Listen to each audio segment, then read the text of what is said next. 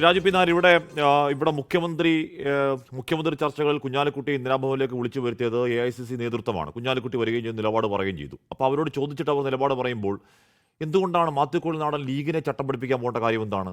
എന്തുകൊണ്ടാണ് ഈ നമ്മുടെ ചോദ്യങ്ങൾക്ക് റജി ലൂക്കോസിനും BJPക്കും എതിർചോദ്യമായി ഉന്നയിക്കാൻ മാത്യു കുഴൽനാടൻ ഒരു വടിയിട്ട് കൊടുക്കുന്നത്? രാജു പി നായർ, ശരിയാണോ അത്? അല്ല, അതെനിക്കറിയില്ല. ഞാൻ പറഞ്ഞല്ലോ, കോൺഗ്രസിൻ്റെ മുഖ്യമന്ത്രിയല്ല. കോൺഗ്രസ് എന്താ പറയുക, മുന്നണിയിലെ ഏറ്റവും പ്രധാനപ്പെട്ട ലീഡ് ചെയ്യുന്ന പാർട്ടിയാണെന്ന് മാത്രമേ ഉള്ളൂ. UDFൻ്റെ മുഖ്യമന്ത്രിയാണ്, UDFൻ്റെ ചെയർമാനാണ്. UDF ആണല്ലോ വോട്ട് അഭ്യർത്ഥിച്ചത് മുഴുവൻ. അപ്പോൾ സ്വാഭാവികമായിട്ടും എല്ലാ കാലത്തും, എല്ലാ തെരഞ്ഞെടുപ്പുകാരന് ശേഷവും പ്രതിപക്ഷ നേതാവിനെ തിരഞ്ഞെടുക്കുന്നതിലാണെങ്കിലും മുഖ്യമന്ത്രിയെ തിരഞ്ഞെടുക്കുന്നതിലാണെങ്കിലും ഘടകകക്ഷികളുടെ അഭിപ്രായം തേടാറുണ്ട്. ഘടകകക്ഷികൾക്ക് അതിനകത്ത് അഭിപ്രായം പറയാനുള്ള സ്വാതന്ത്ര്യമുണ്ട്. തീർച്ചയായിട്ടും അത് തന്നെ ആവണമോ എന്ന് ചോദിച്ചാൽ ആയിരിക്കില്ല. പക്ഷേ ആ അഭിപ്രായം കൂടി കേട്ടതിന് ശേഷം കോൺഗ്രസ് ഒരു തീരുമാനത്തിലെത്തി. അതിനുശേഷം ആ ഘടകകക്ഷികളോട് കമ്മ്യൂണിക്കേറ്റ് ചെയ്യും. അതാണല്ലോ അങ്ങോട്ടും ഇങ്ങോട്ടുമുള്ള ആശയവിനിമയം എന്ന് പറയുന്നതും ഉൾക്കൊള്ളൽ എന്ന് പറയുന്നതും അതാണല്ലോ. അപ്പോൾ സ്പിരിറ്റ് അത് തന്നെയാണ്, ഒരു സംശയവുമില്ല. മുസ്ലിം ലീഗിന് അതിനകത്ത് ലീഗിനെ ഏതെങ്കിലും തരത്തിൽ പ്രതിസന്ധിയിലാക്കാൻ BJPയുടെ ലക്ഷ്യം എന്താണെന്ന് എല്ലാവർക്കും അറിയാം. അങ്ങനെ നിൽക്കുമ്പോൾ അതിനൊരു ആയുധം കൊടുക്കേണ്ട ആളാണോ മാത്യു കുഴൽനാടനെ പോലെ നിങ്ങളുടെ ഒരു മുതിർന്ന നേതാവ്? അതിലേക്കാണ് ഞാൻ വരുന്നത്. അല്ല, ഞാൻ ഈ ഘട്ടത്തിൽ ഒരു നേതാവിൻ്റെ പ്രസ്താവനയും വ്യത്യസ്തമായിട്ട് ഞാൻ മറുപടി പറയില്ല. അതേത് നേതാവ് ആര് പറഞ്ഞാലും അതിനെ സംബന്ധിച്ച് അവർ തന്നെ അതിനകത്ത് പുനർവിചിന്തനം നടത്തണം, അല്ലെങ്കിൽ അത് പിന്നീട് ശക്തമായി വീണ്ടും പറയണമെങ്കിൽ അത് പറയട്ടെ. ഞാൻ ഒരു നേതാവിൻ്റെ പ്രസ്താവനയും ഇതിനകത്ത് തള്ളി പറയാനോ അംഗീകരിക്കാനോ ഒന്നും തയ്യാറല്ല. ഞാൻ പറഞ്ഞത് UDFനെ സംബന്ധിച്ചുള്ള സെറ്റ് പാറ്റേണും പ്രൊസീജിയറുമാണ്. ആ പ്രൊസീജിയറിൽ ഘടകകക്ഷികൾക്ക് ഏറ്റവും പ്രധാനപ്പെട്ട അഭിപ്രായം പറയാനുള്ള അവകാശമുണ്ട്. അത് അവർ പറയുകയും ചെയ്യും. അത് അവരോട് ആവശ്യപ്പെട്ടിട്ടും അവർ നേരത്തെ ഷാഫി ചാലിമിയുടെ പറഞ്ഞ പോലെ തന്നെ അവരെ വിളിച്ചു വരുത്തിയിട്ടാണ് ചെയ്തത്. നോക്കൂ, ഇവിടെ അതിനേക്കാൾ ഏറ്റവും ഭീകരമായിട്ടുള്ളത് ഞാൻ നേരത്തെ ആദ്യഘട്ടത്തിൽ കാരണം ഷാഫി ചാലിമി ഇവിടെ ചൂണ്ടിക്കാണിച്ചത് തന്നെയാണ്. എങ്ങനെയാണ് BJPയുടെ ഒരു MP-ക്ക് ഇത്തരത്തിൽ പറയാൻ കേരളത്തിൽ ധൈര്യമുണ്ടാവുന്നത് എന്നുള്ളതാണ് ഏറ്റവും പ്രധാനപ്പെട്ട ചോദ്യം. ആ ചോദ്യത്തിന് ധൈര്യമുണ്ടായത് കഴിഞ്ഞ 10 വർഷക്കാലം പിണറായി വിജയൻ്റെ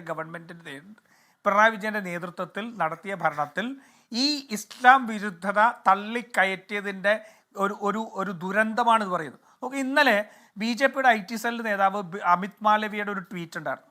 ആ അമിത് മാളവിയുടെ ട്വീറ്റിൽ പറയുന്നത് അസമിലെ കോൺഗ്രസിൻ്റെ MLA-മാരുടെ മുഴുവൻ പേര് പറഞ്ഞിട്ട് അതിനകത്ത് നോക്കൂ, 21-ൽ 20 മുസ്ലിം പേരുകളാണ്. കോൺഗ്രസ് എങ്ങനെയാണ് മുസ്ലിം ലീഗ് ആയത് എന്നാണ് അദ്ദേഹത്തിൻ്റെ ട്വീറ്റുള്ളത്. അത് ഇംഗ്ലീഷിലായിരുന്നു. ആ ഇംഗ്ലീഷിൻ്റെ പരിഭാഷ മലയാളത്തിലേക്ക് കൊണ്ടുവന്നാൽ എളുപ്പമാണ്.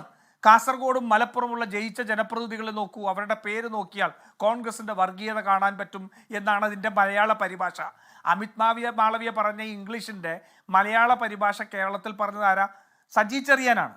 നോക്കൂ, ഞാൻ എല്ലാ ചർച്ചകളിലും ഞാൻ പറയാറുണ്ട്, കേരളത്തിൽ BJPക്ക് വർഗീയത മറവില്ലാതെ പറയാൻ അതിനുള്ള സ്വാതന്ത്ര്യം കൊടുത്തത്, അതിനുള്ള പ്രോത്സാഹനം കൊടുത്തത് കേരളത്തിലെ പിണറായി വിജയനാണ്. പിണറായി വിജയൻ്റെ അക്കാര്യത്തിലുള്ള മൗനമാണ് BJPയെ സംബന്ധിച്ചുള്ള ഏറ്റവും വലിയ പ്രോത്സാഹനമായി മാറിയത്. ഈ പറഞ്ഞിരിക്കുന്ന ശശികലയാണെങ്കിലും RV ബാബു ആണെങ്കിലും അതുപോലുള്ള മറ്റ് എല്ലാ നേതാക്കന്മാരെന്ന് പറയാൻ പറ്റില്ല, അത്തരത്തിലുള്ള ആൾക്കാരെല്ലാം കേരളത്തിൽ യാതൊരു വിധത്തിലും വർഗീയത പറയുന്നതിന് ഉള്ള സാഹചര്യം ഉണ്ടായത് പിണറായി വിജയൻ ഒരുക്കി കൊടുത്ത എക്കോസിസ്റ്റത്തിനകത്താണ്.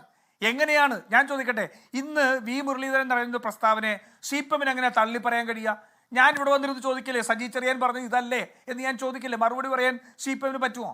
അപ്പോൾ അത്തരത്തിൽ അധികാരത്തിന് വേണ്ടിയിട്ട് കേരളത്തിൻ്റെ മണ്ണിനെ മലീമസമാക്കിയ വർഗീയത, അതുകൊണ്ട് തന്നെയാണ് ആശയപരമായി CPM-ഉം BJPയും ഒന്നായിരിക്കുന്നു എന്ന് പറയുന്നത്. അതുകൊണ്ടാണ് ഞാൻ പറയുന്നത് കേരളത്തിൽ ഇടതുപക്ഷമാണ് വിജയിച്ചത്.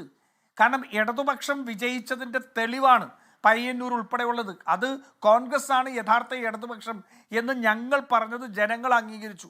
CPM തീവ്ര വലത് കക്ഷിയായി മാറിയതിൻ്റെ ദുരന്തമാണ് ഉണ്ടായത്. ആ ദുരന്തം ഇപ്പോഴും അവർക്ക് മനസ്സിലാവാതിരിക്കുന്നത് ശരിയില്ല. BJPയെ സംബന്ധിച്ചിടത്തോളം ഒരു പറയുന്നു, ഇവിടുത്തെ ഒരു പേരുകാരനെയും നോക്കി അവരുടെ മതേതരത്വത്തെ ചോദ്യം ചെയ്യാൻ BJPക്ക് യാതൊരു അവകാശവുമില്ല. ഈ രാജ്യത്ത് മതവർഗീയത പ്രചരിപ്പിക്കുന്നുണ്ടെങ്കിൽ അതിൻ്റെ ഏറ്റവും വലിയ വക്താക്കന്മാരെന്ന് പറയുന്നത് BJP-ആണ്, RSS ആണ്. ഈ രാജ്യത്ത് മതരാഷ്ട്രം സ്ഥാപിക്കണമെന്ന് പറയുന്നത് മുസ്ലിം ലീഗ് അല്ല, മറിച്ച് RSS ആണ്, BJP-ആണ്. ഒരു മുസ്ലിം സംഘടനയും ഈ രാജ്യത്ത് മതരാഷ്ട്രമാക്കി മാറ്റണമെന്ന് ആവശ്യപ്പെട്ടിട്ടില്ല. ഒരു മുസ്ലിം സംഘടനയും, ഇന്ത്യയിൽ വളർന്ന ഒരു മുസ്ലിം സംഘടനയും ഒരു തീവ്രവാദി ആക്രമണത്തിലും പങ്കെടുത്തിട്ടില്ല. ഒരു പക്ഷേ ഒരു എക്സെപ്ഷൻ ഉള്ളത് അൽ-ഉമ്മ മാത്രമായിരിക്കും. മറിച്ച് ഇന്ത്യൻ രാജ്യത്തിനകത്ത് തീവ്രവാദം ഉണ്ടാക്കിയത്, ബോംബ് സ്ഫോടനങ്ങൾ നടത്തിയത് RSS ആണ്, സനാതൻ സംഘടനയാണ്. അതുപോലെ തന്നെ മാലേഗാവ് ഉൾപ്പെടെ നടത്തിയ സാധ്വി പ്രഗ്യാ സിംഗ് താക്കൂർ, അവരെ വിജയിപ്പിച്ച പാർലമെന്റിലേക്ക് അയച്ച പാർട്ടിയാണ് BJP. അതുകൊണ്ട് ഏതെങ്കിലും പാർട്ടിയെ അവരുടെ പേരിൻ്റെ അടിസ്ഥാനത്തിൽ, അവർ പ്രതിനിധാനം ചെയ്യുന്ന സമൂഹത്തിൻ്റെ അടിസ്ഥാനത്തിൽ വർഗീയവാദികളായി ചിത്രീകരിക്കാനാണെങ്കിൽ അത് ഏറ്റവും നല്ല രീതിയിൽ ആ തൊപ്പി ഏറ്റവും അധികം ചേരുന്നത് BJPക്ക് തന്നെയാണ്. പരാജയപ്പെടുത്തുക എന്നുള്ളതാണ് ഞങ്ങളുടെ ഏറ്റവും വലിയ ഉത്തരവാദിത്വം.